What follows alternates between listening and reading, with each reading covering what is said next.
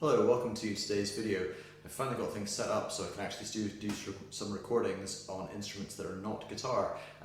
The guitar is very easy to record, the drums are a lot less easy to record. So I've got the camera working fine, I've got a microphone working fine, but I'd really ideally like to get everything separately mic'd and through a mixer. But in the absence of that, let's crack on with it, and I'll do the rock beats today and then follow up with 10 videos on different core beats that you can interlace and you can play around with at your own free will.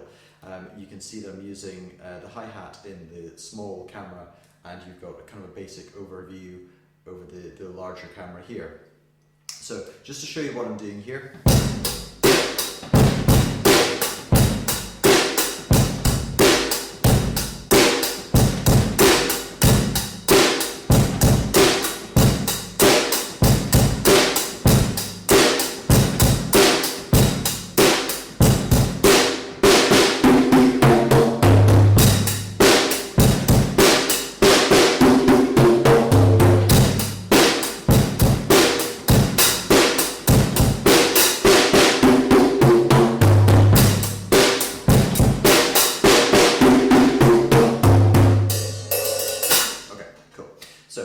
For the students who are already in classes, you will recognise that as being the 16-beat groove that we follow, and follow the same groove no matter what the beat is that we're doing. So you've got something to hold on to, something which is easy to learn as we change the beats that we're doing.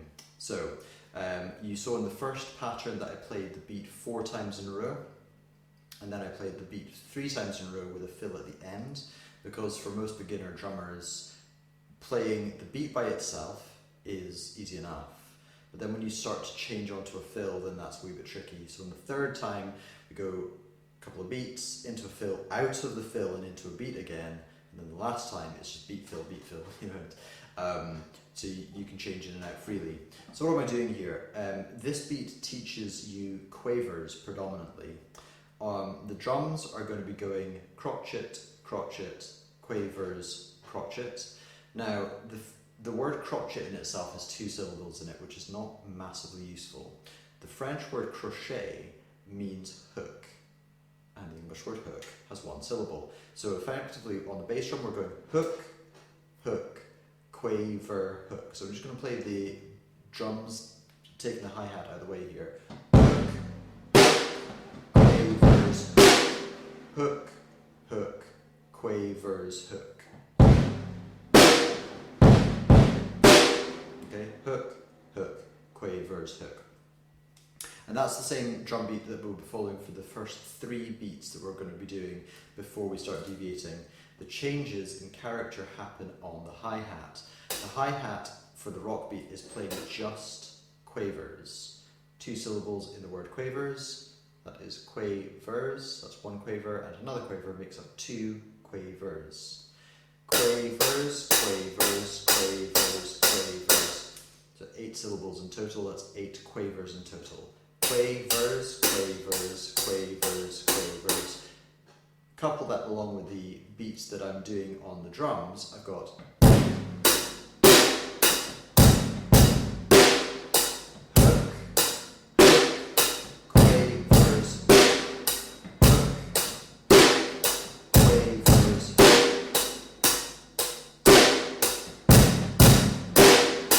breaking that all the way down to per beat. That's 1 hook on the bass drum with 2 quavers.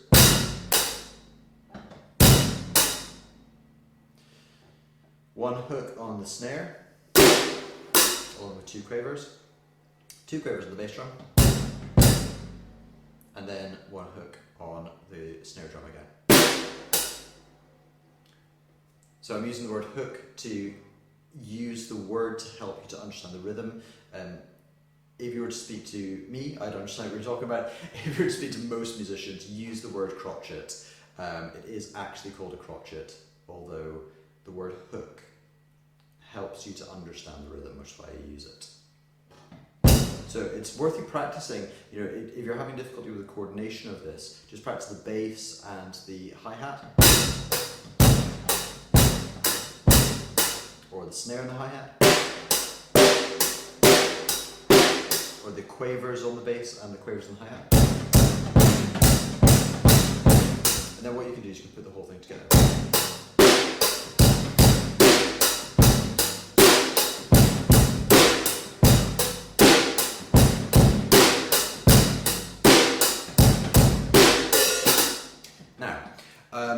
To incorporate the fill that we're doing, we're taking the character of today's beat, the character being quavers, and we're just going to play the character as far as we can go. There are 4 beats in the bar. I happen to have 4 drums around me, predominantly. I'll do a separate lesson on the integrated kit using electronic kits along with acoustic kits, it's a different video.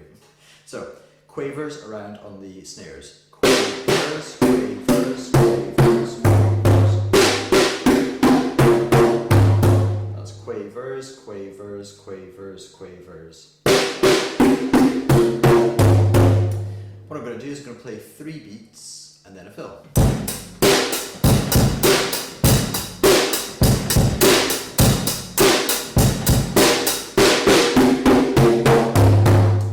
What I can then do, so I'm getting from the beat into the fill. Now let's try and go from the beat into the fill and then back into the beat again. So I'm going to do 2 beats, 1 fill, 1 beat.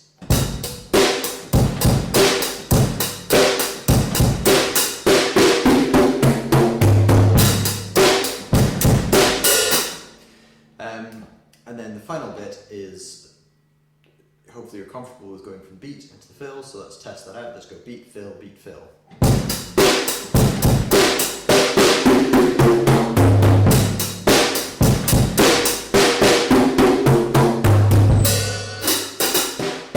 Now, I'm very aware of the many jokes that we have about drummers in music. For example, how would you know that a drummer has turned up at your party? The knocking on the door gets faster. And I've been getting gradually faster during the video for demonstration purposes. You know, if I'm now going to play the 16 for you. That's everything we've done in the video. I don't really want you to practice at this speed.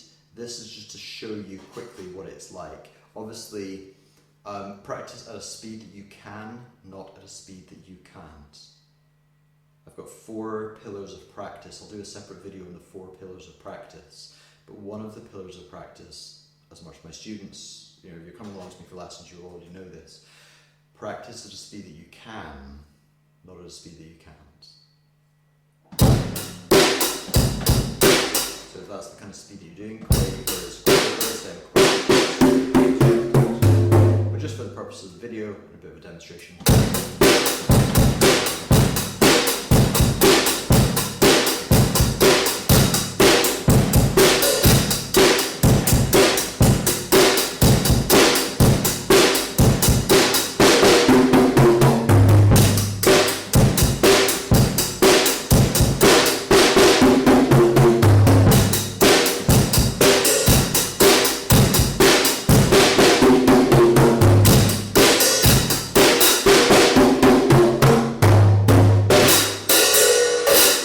So, as always, I hope you've enjoyed the video, and I'll see you in the next video.